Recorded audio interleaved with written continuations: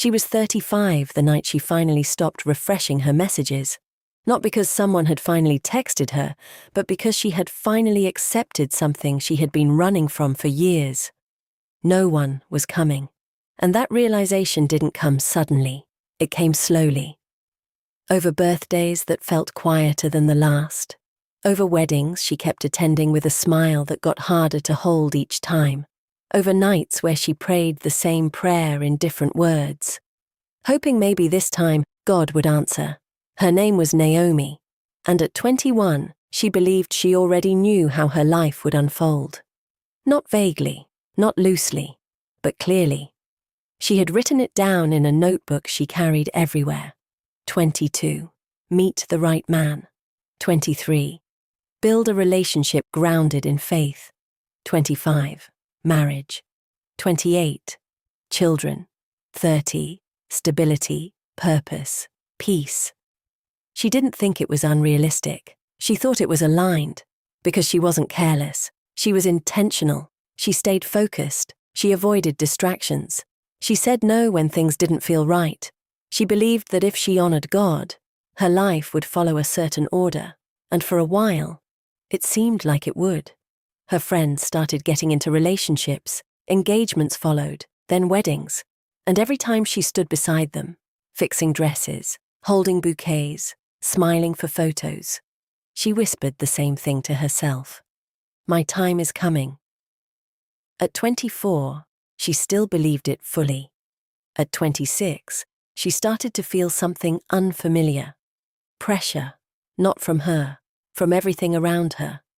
Comments started becoming questions. Questions started becoming concerns. Is there someone you're not telling us about? Are you being too selective? You're not getting younger, you know. She laughed them off. But something inside her tightened each time, because deep down, she was asking the same questions. At 27, she started trying harder, not in obvious ways, but in subtle ones. She adjusted. She listened more, smiled more, made herself easier to approach.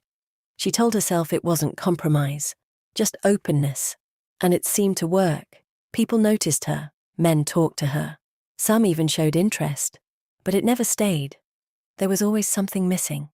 Or something that didn't feel right. And every time it didn't work, she went back to the same place. Prayer. But her prayers started changing. They became more urgent, more emotional, more desperate. God, what am I doing wrong? Why is this happening to everyone else but not me? Am I missing something? At 29, the waiting started to feel heavy. Not peaceful, not purposeful, heavy. Like something she had to carry everywhere she went.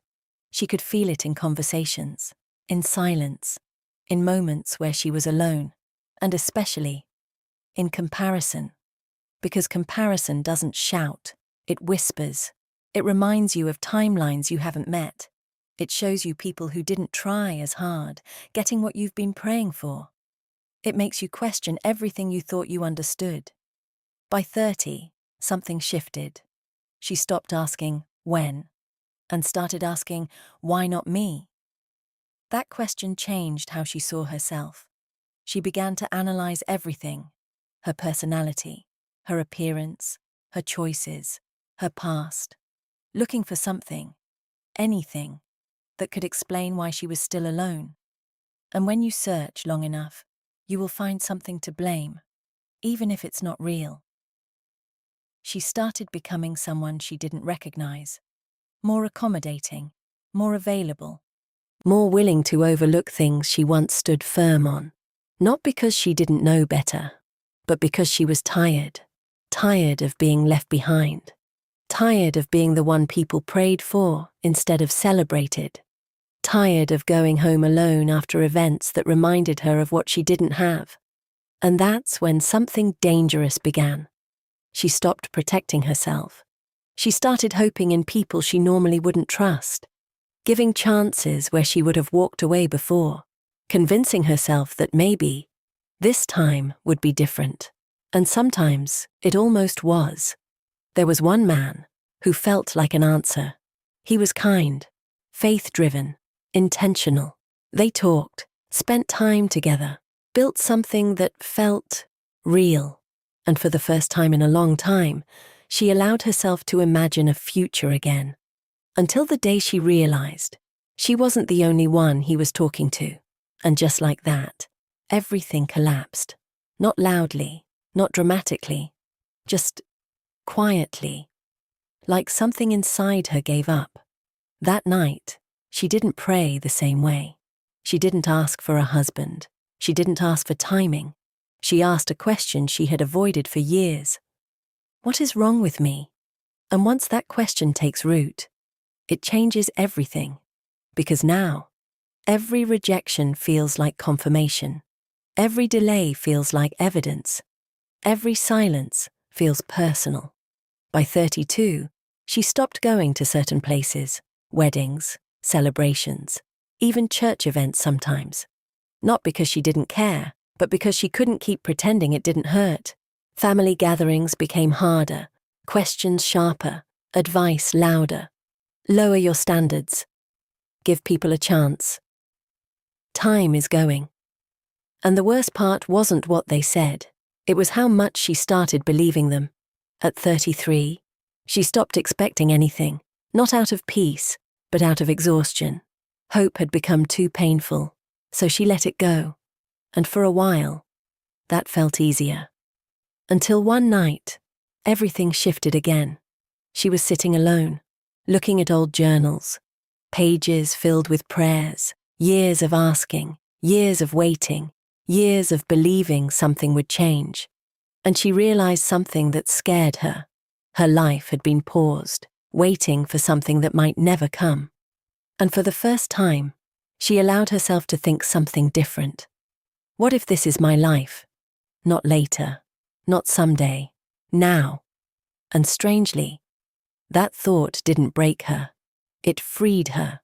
The next day, she made a quiet decision. She would stop waiting, not for love, but for permission to live. She started doing things she had delayed, traveling alone, trying new things, building something of her own, not to attract anyone, not to prove anything, just because she wanted to. And slowly, the pressure disappeared. She no longer felt behind. She no longer felt incomplete. She no longer measured her life against others. For the first time in years, she felt whole. And that's when everything changed. Not immediately, not dramatically, but undeniably. Because now, she wasn't searching from emptiness. She was living from fullness. And the version of her that once begged for love no longer existed.